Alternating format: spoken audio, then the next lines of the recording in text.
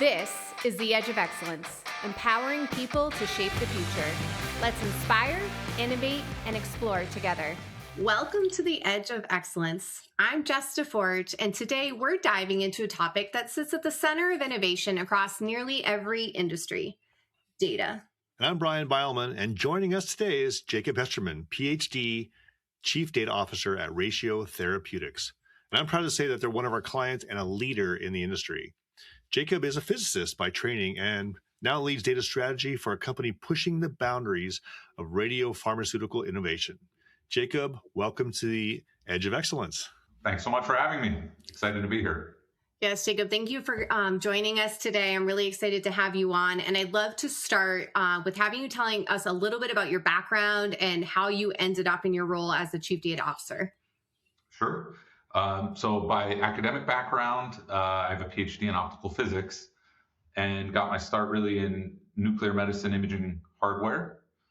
So medical imaging systems used to image radioactivity. Several of us then came to Boston to start actually an imaging software and services company, also centered around nuclear medicine imaging, and did that for a number of years, and recognized during that time that the field of radiopharmaceutical therapy was really emerging. And so pivoted from there from the sort of the services space into the drug development space. And that's how I ended up here at Ratio Therapeutics, where we're doing radiopharmaceutical therapy drug development. And my role here, so I'm in charge of our data science, but also because of my background, imaging and radiation dosimetry. Very cool. Can you tell us a little bit more about what Ratio Therapeutics does and what problems you're working to solve? Sure. So really, what we're working on is we're developing drugs for cancer. We're an oncology drug development company.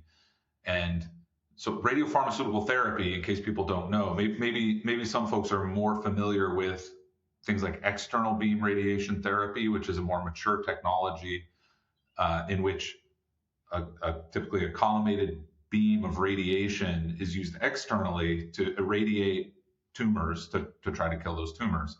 In radiopharmaceutical therapy, it's much more of a chemistry problem in which compounds are designed to target some kind of receptor, typically on the surface of a cell, and they're injected typically intravenously, systemically, where they'll circulate in the body, bind to those receptors on those tumor cells, and then attached to that compound is radioactivity. So when that compound is attached to the cell, when that radioactivity decays, it emits a huge amount of energy, which will, through a variety of ways, end up killing the cell. And in this way, we can have very targeted, sustained delivery of radiation to the tumors and try to help cure the cancer. I mean, that just gives me goosebumps hearing you talk about that. It's like such important work. It's just so impressive and just so cool to hear you talk about it. One of the things that really stood out to us when we were chatting with you on our pre-call was the different leadership mix that you have there at Ratio. So I believe your CEO is an applied mathematician, you're a physicist, and your CSO is a radiopharmacy expert. Is that correct? Yeah, radiochemist and radiopharmacist, yeah. We have a real mix in the leadership team across a variety of disciplines. And I think it speaks to the field we're in, because already, I did mention imaging and radiation dosimetry, but then also that really it's a chemistry problem. The name of the company is actually Ratio because it's so much of an optimization problem, which speaks to mathematics. When you're injecting these radio-labeled compounds, it's all about trying to maximize the ratio between how much of that radioactivity goes to the tumor versus how much goes to other tissues like the kidneys or other things. And so in order to go through these phases of being able to internally, we have medicinal chemistry groups who are figuring out how to actually design and make the chemicals themselves, radiochemists who figure out how to attach the radioactivity, biologists who are running all of the experiments in the development space, and then we have to translate them clinically. So we have medical doctors as well to help oversee those processes, as well as all of the operational disciplines underneath to support it. So just even from a scientific and medical standpoint, it requires a real multidisciplinary team. And I think we've built that in a really exciting way here. No, 1000%. And how do you think that impacts the way your company is approaching research and data and decision making? Just having that interdisciplinary team on the leadership. So it's helped us a lot because I think I started here almost 4 years ago, and we were fewer than 10 people at that time. Oh, And wow. already one of the first things that was my role walking in the door was to say, okay, even though we're small, we were in WeWork, we were clearly already starting to generate a lot of data, and it became apparent that there were experiments that we were going to, of course, in any space where you're doing something new, there are experiments that you do one-offs, right? You try one, we got to look at this, but also if you're going to scale and you want to do things repeatedly, inevitably you're going to run certain experiments and do tasks over and over and over again, the same ones. They become your bell cows. And so from day one, we sat down with all the heads of those different disciplines that we just mentioned on the scientific and medical side and said, what are the experiments that you really run all the time? What do you do every day? And how can we define or characterize those experiments and the standard inputs, the outputs, the metrics that you're after? And this was the very beginning of what became our internal scientific data model that we've used for structuring and harmonizing all of our internal scientific data. So Jacob, what occurs to me that do you find, I mean, we have other customers or other people I've talked to where they have a bunch of people that are like-minded, or they all have a biochemistry degree, and they're all trying to solve a problem, and they've all been trained in a certain methodology. And here you have different disciplines. Did you find that mix that allowed people to think out of the box a little bit or think differently? And you're like, oh, that's a good point. I didn't think about that way. Do you see that happening? For sure. And this was very much a two-way street. And it was funny, some of those early conversations, I would say the chemists maybe a little more than the biologists. Maybe there's something about the word structure that you could make a play on words in there, but they were right away like, we understand. Like, that makes sense. The biologists maybe a little more tended to be like, well, no two of my experiments are alike.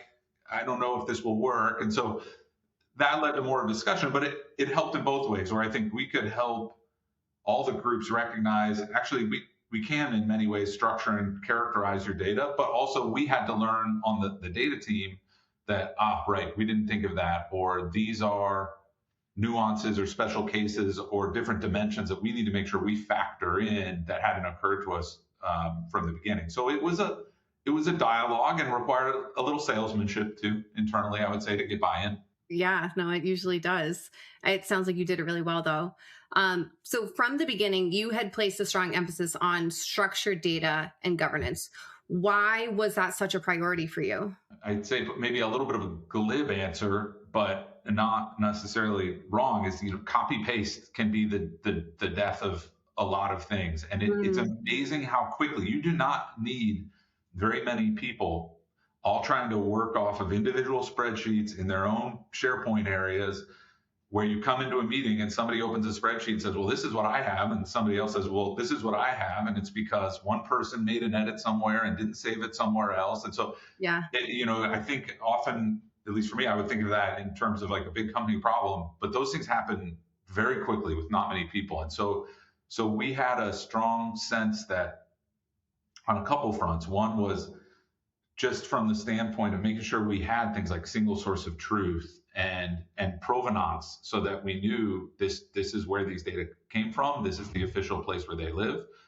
But also, we felt that this is going to help us scale and also take advantage of, sort of set the stage to be able to take advantage of more modern data science tools that are out there. And I'm a little bit tiptoeing around words like AI and machine learning, but these are the things that can help really facilitate the use of those tools if you have clean data. And I guess one other little thing there, it helps from a quality perspective, because you almost, it helps push people towards compliance and completeness when entering data, because if you want to get data into a structured data environment in this way, and people do it either inconsistently or not Mhm. according to the right ontology or incompletely, then you set up gates automatically that will push back a little bit to say, well, can't take that until these issues are addressed. And that helps both set a habit for strong data integrity and compliance, and also just ensure that those data going in are as clean as possible. No, absolutely. Now, what did it look like in practice when the company's first starting out and building its data infrastructure? So yeah, the very, very beginnings were actually um, just structured tables, even in Excel, just because that is very accessible and visible and people can understand it. It Mhm. didn't take very long before we introduced, relational database to hold all of these data, and and very quickly then started thinking about, okay, if we're going to if we're moving into the sort of data environment that is going to let us grow in the right way, it might not be as accessible to everyone in the company. So we very quickly started thinking about what we call now internally our ratio analysis platform, but which is a web-based read-only interface that we can enable anybody in the company with the appropriate role and permissions to access all of that data in a safe way. Yeah. We had to build towards that, but those underpinnings actually started getting put in place very early. Yeah, I think setting that foundation is so important. And we've talked about, the different groups of people that you're working with. And so you have scientists from different disciplines, chemists, biologists, and others.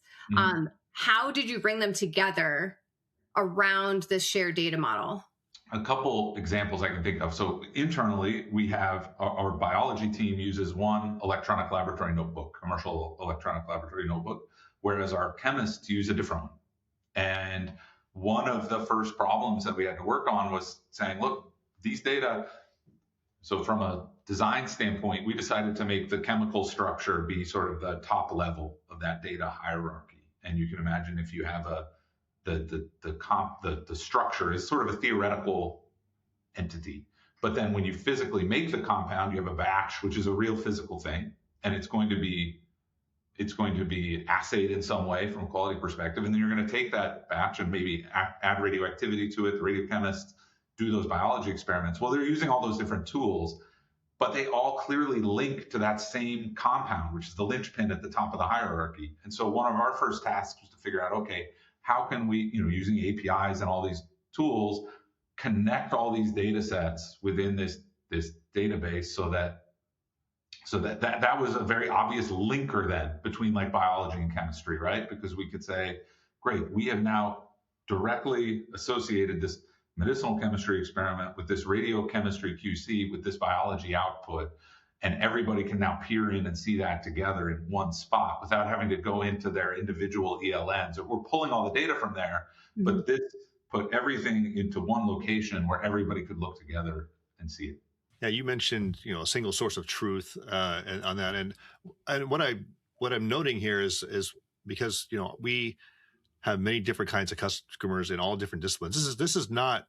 I mean, you're solving a problem that is great for Ratio, but also this is a problem everywhere. And Mhm. the fact that you've early on in the company, it's like you're not a very old company, that you've had this discipline and realize that it's pretty very interesting. I think our listeners are really going to take this in, because I think it's a great problem to solve in your method there.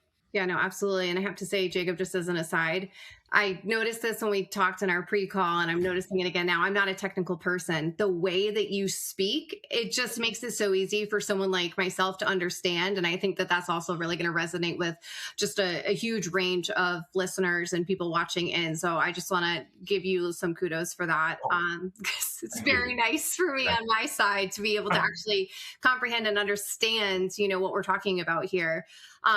So you had mentioned one thing that I thought was interesting, that it took about 2.5 years before you really saw universal buy-in from the organization. Why do you think adoption takes time, even when the value is like seemingly so clear? Yeah, that's and so a couple of things. I think universal is a good word. Like there obviously different people came to appreciate the system that we were putting in place at different times. Right. But so I think a couple things. One, practically, everybody's busy. We were startup. Everybody, it's go go go all the time. Everyone has a lot to do, and it's hard not to think, oh, I have, like, you go to submit the data for your experiment, and some system kicks back and says, oh, this is missing, or this is not quite right. I think people are like, is this really, do I really have to do that? That's inevitable. And I don't, that's not a fault of anyone. Everybody's busy and trying to do it. So this seemed like an extra step Yeah. to some people. And it was, because it was an extra step. I mean, that's why it felt that way in a lot of ways. Now, I would say we do put energy into trying to recognize, hey, what is time consuming here? Are there things we can do to make this less painful? But you can't eliminate some of those steps completely.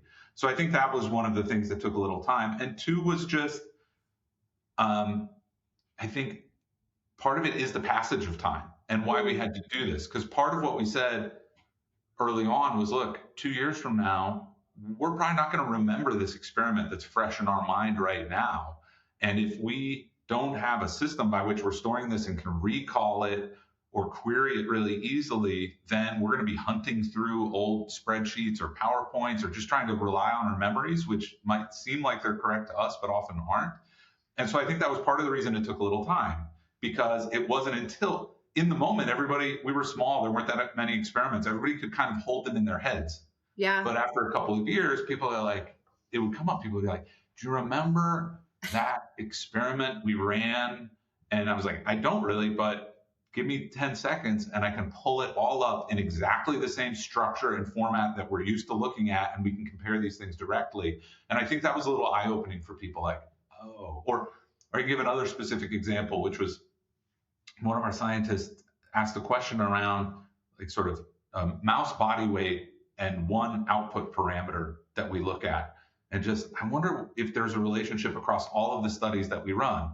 And one of my data guys within about an hour was able to present him the answer to that question, pulling up all of the experimental data for every experiment we'd run in that way and presenting it all together. And I think that was just another little instance that was kind of like, I see now. And so that then fed into what became a real positive feedback loop, where people started really thinking about, like, when there were one or two little, let's say, value propositions that came forward like that, it got people's brains turning, like, if you could do this, could we do this? Could we do this? And sometimes we say, absolutely, that's perfectly something we could do. Admittedly, there are times where like, that would be nice, but no, that's, but then also what happened was, as we were growing as an organization, we noticed a little bit of a paradigm shift from us on the data team needing to chase scientists down to say, hey, we found out you're running these experiments. We need to get that data in the data model,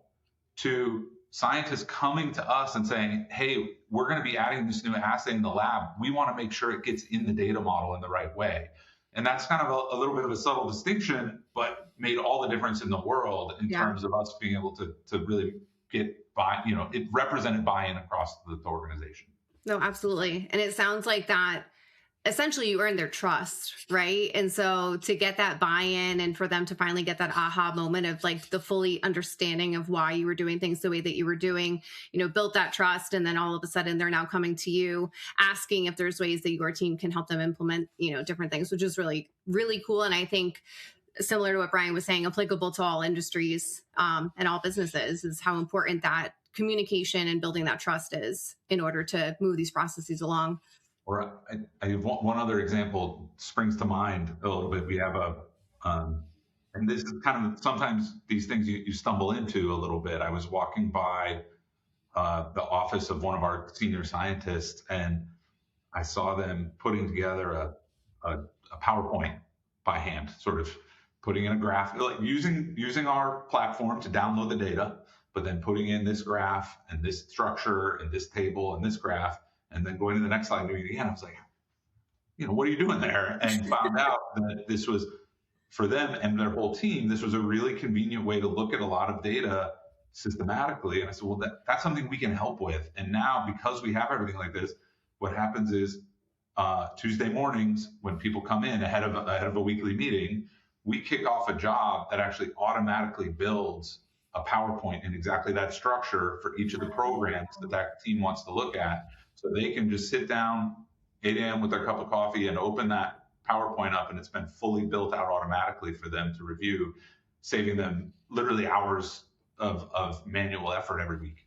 Yeah, you solved their pain without them asking for it. That's like the best type of service you can have.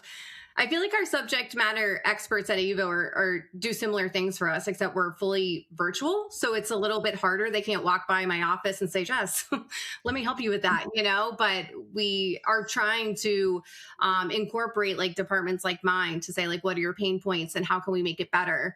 And just the knowledge that you are bringing to the team to be able to see what they're working on. To your point, they may not have ever come to you to be like, what's kind of painful is like putting these slide decks together. But you having, the knowledge base that you have and seeing it in real time is just so cool that you're able to bring that value. And then I assume it just helps expedite the science that you're working on, because they're now not wasting time on something like that and they can put their efforts for something more important. Yeah, I also think that what occurred to me is like, I think a big part of trust is around communication as well. And so you're allowing them to communicate in the thing that how they communicate. Some people, PowerPoint is their way they communicate. Some people are Excel. Some people they look at data different ways, and you recognize that, boy, this is really the way they like to consume data. And I found that true in just messaging. Even some people say I want a video. Some people say I want a Excel, and then PowerPoint. So I feel vindicated because I like PowerPoint, and I'm one of the few people here. But that's really great. That's really great. So, Jacob, in our pre-call, you had shared an example that involved laboratory biodistribution experiments that generate large volumes of data. Could you walk us through that process a little bit? That's, I think I used the word bell cow earlier. That's one of our main experimental assays that we use for assessing new compounds or existing compounds. And it is very labor intensive for the laboratory staff. It involves a lot of, without going into too many details, let's just say a lot of animal dissection and a lot of measurements of a lot of data, and then actually a lot of numerical processing on the back end as well. And so this was something that, not just because you can do a lot of things, you can't do everything, and it doesn't mean everything's worth doing, but this was a case where it made sense to try to really optimize that workflow because we use it so heavily and there's so much computation involved. And so that was an example where we now have the ability to, this was a nice example of sort of interconnectedness of the systems internally. So our laboratory scientists are using their electronic laboratory notebook let's say they're measuring things on the scale, which we have automatically read into the electronic laboratory notebook. As soon as that data are all complete, we'd actually built an engine in that web interface that I mentioned that anyone with the right permissions can then log in and kick off to run all of the analysis steps that are required for that process. And it generates all kinds of output spreadsheets, but also graphs. And you might want to share those or with a certain project team. So we actually have that also connected to Slack, which we use internally, so that if someone kicks off that job, it generates this output, which automatically gets pushed down to the appropriate Slack channel. So everybody has real-time visibility, and you can see people. It's a little funny now, even people are so excited. All the scientists, I count myself in that group, they get so excited about the projects that are coming. And we on the back end have full visibility that we can tell when there's an exciting experiment, because they know that the people are in the lab doing the measurements and they're just sitting there running this tool over and over and over again, multiple people waiting for those data to hit so that they can see the results. It's almost like a little view counter. We can see, we'll chat about it. Like, oh, everybody's excited about something because there's 12 different people trying to run this tool simultaneously. So I think that's just a really nice example of something that, and maybe there wasn't an out-of-the-box solution that worked for that either. Like we are always trying to think of these problems from a make-by-partner type of mindset. We're a small company. We're a drug development company. We're not a software development company. So we view ourselves as trying to complement these tools. So first, is there something we could just license or buy to do this work for us the way we want it done optimally? If not, then say, all right, let's take the time to build this out ourselves. And this was a case where I think it was worth doing because it's become just a really useful tool for us internally. Well, it sounds like also what I've been impressed by is you have this observability about the usage of the tool. Because I think often people build a tool, you don't really know, you have to survey people, are you using it? And you have real time view into this going, okay, I think this has value. And then you can look at the people using it and maybe they're waiting for like, okay, I need increased resources or maybe that's the thing you focus on. That's the laser where it goes, okay, how can we make this even better for you? It's a great point because you try to have a high batting average in those types of tasks, like when people are asking for things, and inevitably we all have built things where you're like, this is going to be great, and then it doesn't actually get adopted. And so when you have visibility into, okay, wow, people, and sometimes it's unexpected too, like what was maybe a throwaway comment, you're like, yeah, we can set that up, and all of a sudden you're like, whoa, 5 different people are using this all of a sudden. And exactly to your point, Brian, maybe that's where we're like, oh, we need to put more resources into this and make this real because this is clearly something people wanted, even though it hadn't really bubbled to the surface yet. Yeah, no, that's really cool. And what happens once the data enters the system? Through this process. So we have the data that moves from the lab into your data model and analysis systems. Like, what can you just walk us through that a little bit? Sure. Well, so we talked about it a little bit with the biodistribution tool. That's one example. There are many assays that are run similarly. So I guess it's a little fit for purpose on what the program is or how those data need to be used. We do have, I mentioned that web-based platform. We have a lot of different widgets on there, and different users might want to interrogate those data in different ways. So I guess it's both available sort of on demand for someone to call up, or we can run processes in the back end to connect it and report out on it as I described earlier as people need. So you mentioned this very briefly, the buzzword AI. Oh, yeah. AI is obviously a major topic right now, but you have emphasized the importance of having strong data fundamentals first. Can you talk to us about why that is so important? I would say a couple things there. So one, I do still often think, just my personal self, of more traditional data science and machine learning methods and doing things in a supervised way or acting on structured data. And I do think what we've done internally with our scientific data has helped there a lot, or really adheres to those types of principles primarily, but not exclusively. Actually, the success of that platform, and I didn't mention that yet, has led to us say, okay, and this worked pretty well. Well, this isn't the only thing we're doing as a company. What are other areas where we can potentially introduce the same kind of concepts? And we started looking at our operational data in a similar way and thinking about, hey, we have all of this data across finance and corp dev and legal and HR, and we structure and interconnect those data in similar ways.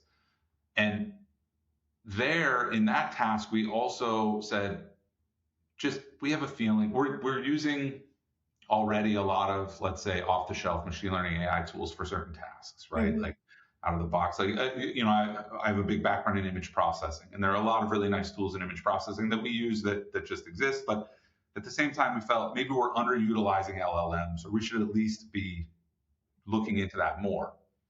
And that really was a beneficial thought process, because what we recognized was, I think both of those things were true. There was those things being, one, there was an opportunity for us with our operational data to do a better job of structuring it, interconnecting it, building out API connections, making more of an integrated data ecosystem there, just like we did in the scientific data. Mm-hmm. But also there was a real opportunity to leverage the ever-improving LLMs to better handle our unstructured data. You don't have to structure everything. You don't need to structure everything.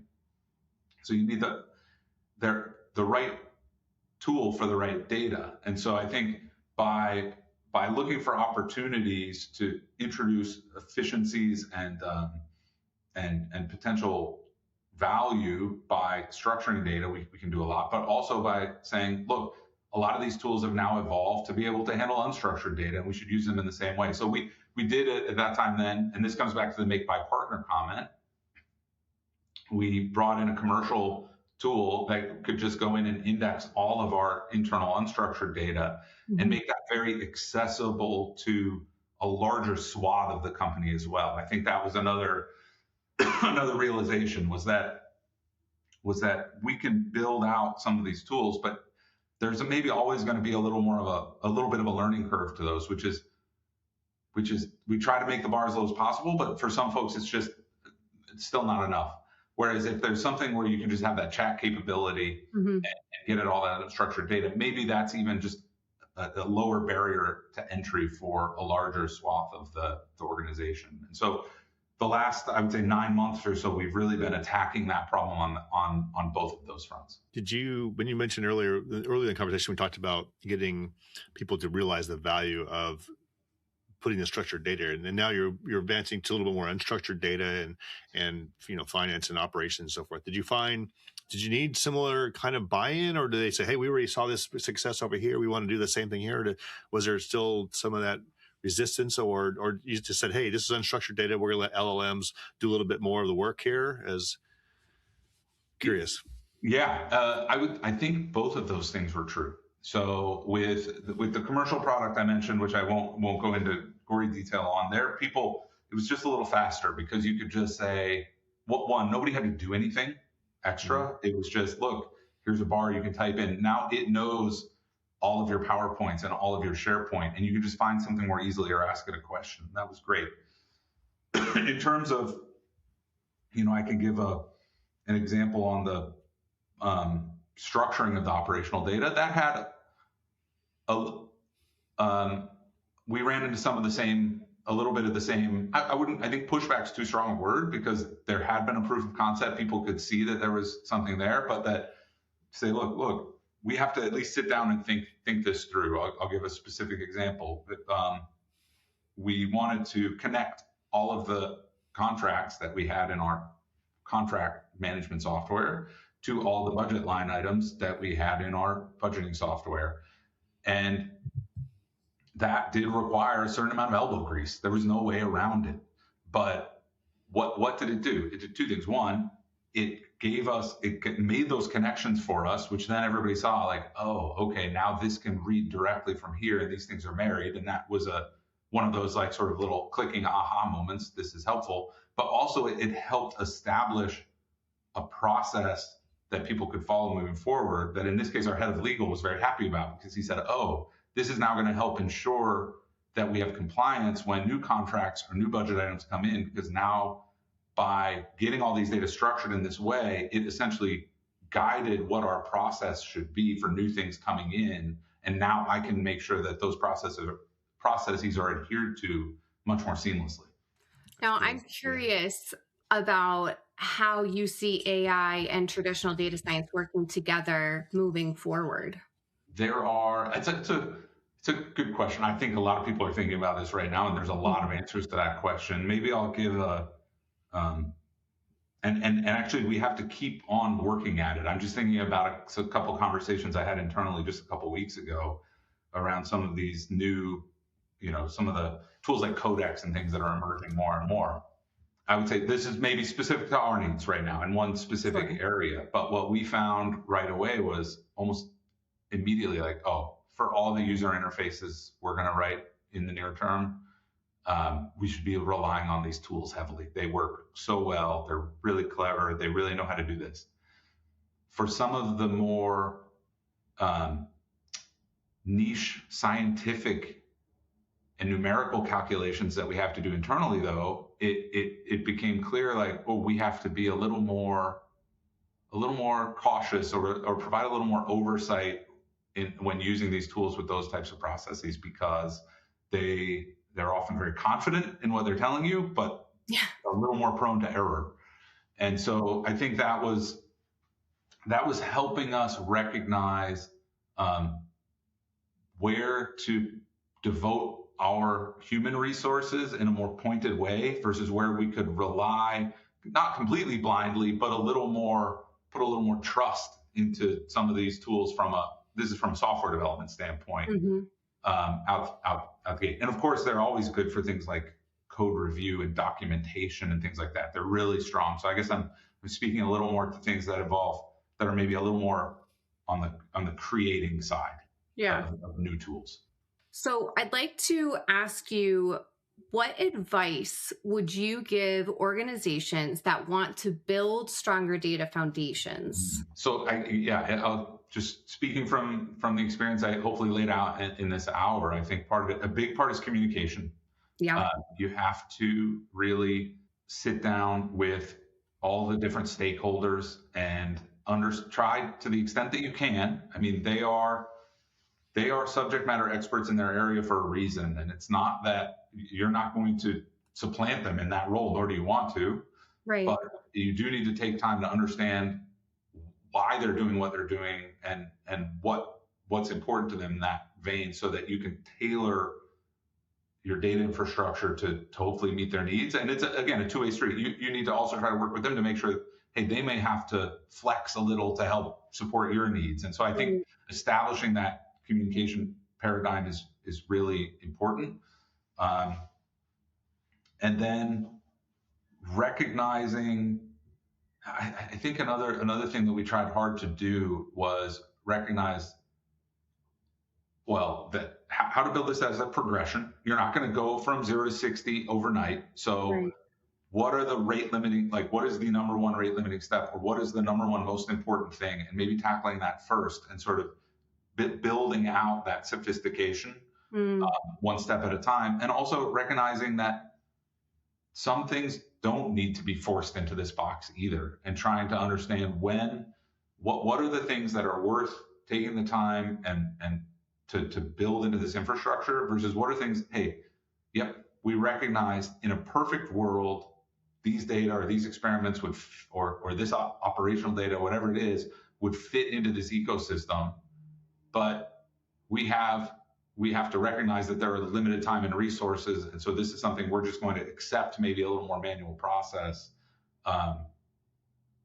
or that it's going to be an outlier, and that's okay. And so I think those are some things worth bearing in mind. I would say, if I answered also selfishly from someone who has to manage a team building a lot of these things,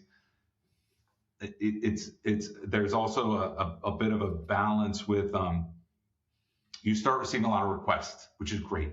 You want requests, but I think sometimes people don't always appreciate the development work required to fulfill some of those requests versus the amount of time that it actually takes for that request to be done the way it's currently being done.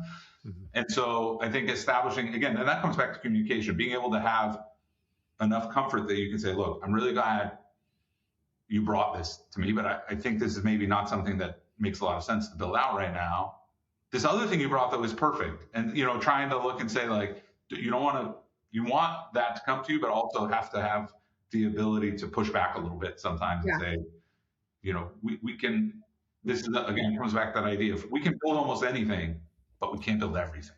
You find, what we found a little bit is, on maybe, because you mentioned LLMs and AI is good at maybe presenting data, but there's some, you got to be careful with how it's not always accurate. But I find that we're getting things that used to take 6 weeks. Sometimes we can do it in a couple of days because of how well writing code and even applying security constraints and all of the checks. Do you find the same thing? Are you able to give your company more faster than you think you could have done in the past? Yes. The short answer is yes. We can, if I think back to what we've been putting together, if we tried to do this 10 or 15 years ago, the size of the team would probably be a little different. Or the size of the team would be the same, but the output would just be, less.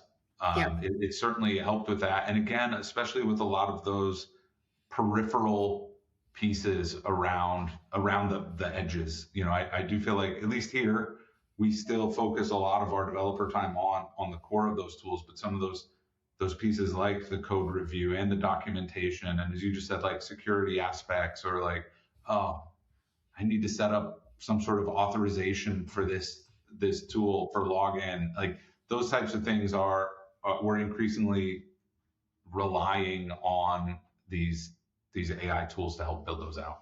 Now we're getting close to the end of our conversation here, but I would love to know what excites you most about the future of data in scientific research. We start here in the drug development phase in preclinical or discovery, whatever however you want to call it, and it's a little more it's a research space, and there's less formality from a regulatory and documentation standpoint around that. So we can really sandbox easily and connect a lot of things. And I think it teaches us a lot. And what I'm very excited, and I think appropriately, some of those things it takes more time for those types of techniques and methods and tools and analyses to mature so that they're used maybe in more of a clinical setting, whether that's clinical trial or actual clinical like standard of care, things like that. I think this came to mind also because radiopharmaceutical therapy, which is our space, is also relatively, well, actually in some ways it's been around a long time, but it's experienced a big resurgence in the last few years. So there's a lot of very active development there. And we see it with regulatory agencies too. They're trying to sort it out. So I think one of the things I'm most excited about is to see some of these methods and tools that we're developing in more of this early phase or research space mature so that they actually get adopted in actual clinical use and are benefiting patients and helping to increase efficiencies in a lot of those areas that I think all of us sometimes get frustrated in because we feel like, why are these systems so archaic? Or why can this new thing that I read about not be applied to me? And I'm hoping we really accelerate the pace at which those kinds of things can be deployed practically in the real world. Oh, absolutely. And given what you all are working on, I'm excited for that as well. Yes. Because it's really important. Brian, I want to pass it to you if there's any questions that you would like to ask before I ask our final questions, Jacob. No, I think I'm still I'm soaking it all in. This has been great. So well, I feel remiss. I didn't even mention, we talked a lot about data, but clearly our partner in all this internally is the IT team as well. And, at least here, I think in a lot of places, appropriately, those groups are maybe one and the same. Here we have a data science group and an IT group, but they are working hand in hand. And I think that's something that's been really, I often, when I think of my team, because IT reports up into me as well, I actually present it as a spectrum, which is a lot of fun, where when I lay out the team kind of left to right on a slide, I have IT on one side and some of my more, let's just say, pure scientific data folks on the other side, but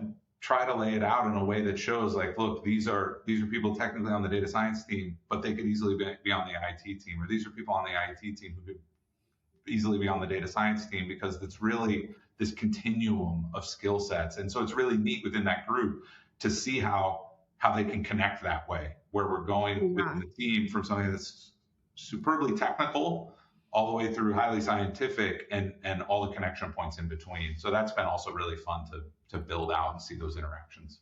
That's great to hear. We're fans. We're fans of IT. And I think it's really powerful what you're saying, Jacob, to kind of lay it out in that way so that, across departments, everyone can see how you're all working together and how one contributes to the other. Because I think it's easy to get siloed sometimes with what you're working on. And so having someone in a leadership position that kind of zooms out and makes it a point to help all the departments see how you're all working to the same purpose is really important and powerful for any industry. Agreed. So we like to ask first-time guests a question at the closing of the episode. If you could tell us something interesting about you that may surprise people. Interesting. Okay. Well, actually, anyone internal to Ratio, this probably won't be a surprise. But so I'm a lifelong birder, and I guess I would take that opportunity to make a plug for, especially for those in Massachusetts or the Northeast, for Mass Audubon. I'm a board member there, and so any chance I get, and it's spring, so migration is coming. This is the time to get outside and bird watch. So I guess I would say that's maybe maybe a personal item, but also I would just recommend that everybody do anything they can to get outside and Yes. enjoy the migrating songbirds. Yeah. Well, yesterday I was talking to Jess, and she says, "You have a lot of birds," and she could hear them through, like, and I didn't have the window open or anything, so I went out earlier because I'm not a professional birder, but I do have a book because I have bird feeders. I want to identify them, but that's great that you do that, because I think it's a great place to have birds. People say, I hear that a lot. I'm not a birder. I'm not a birder. And then someone says, but I have a book, and I try to look out and see it, and I'm like, you are a birder. I'm sorry to break it to you. Yeah. You can't have the book and not be a birder. I know. Well, I do like birds, so yeah. Maybe I'm more of a birder than I thought. Yeah, exactly. I am not a birder. I do not have the book, but I'm curious. Is there like a special like tool set that you have as a birder? Is it just binoculars? Is it just like, what does that actually look like? Binoculars are a must-have, but if we have 2 minutes and want to tie this back to the AI conversation, Ooh. The tool that's really become indispensable for a ton of birders and has helped a lot of new birders get exposed to birdsong is called Merlin. Okay. It's put out by Cornell. Cornell is the big bird. It's not the only, but it's the big bird university, and it's essentially like Shazam for birdsong. Oh, that is so cool. Yeah. So if you are, it will recognize where you are geographically and what time of year it is, and it will record the bird song that it hears outside and tell you what you're hearing singing. I feel like you're converting me. I feel like just to try this out. That is such a cool idea. And actually, Jacob, I'm going to link all of that in the show notes for anybody that's curious about that. Yeah, absolutely. Oh, awesome. So Jacob, for our listeners who want to know more about Ratio Therapeutics and the work your team is doing, where would you recommend they go? They can go to our website, ratiotx.com. We're here in Boston. We're in the Seaport, but that's probably the best starting point. We'd be happy to, that's probably the good starting point for anybody to learn more. Jacob, thank you so much for joining us today. Today's conversation reminds us that the most powerful technology strategies don't start with tools. They start with foundations. Data governance, structure, and collaboration across teams create the conditions where innovation can thrive. If you enjoyed this episode, be sure to subscribe and visit iuvotech.com for more conversations exploring leadership, culture, and technology at the edge of innovation. And as AI continues to evolve, the organizations that invested early in these fundamentals will be the ones best positioned to take advantage of what comes next. Thanks for listening, and until next time, stay curious. Thank you for tuning in to The Edge of Excellence. We hope today's insights empower you to shape your future and rise to your full potential. Let's continue to grow, innovate, and lead, pushing the boundaries of excellence.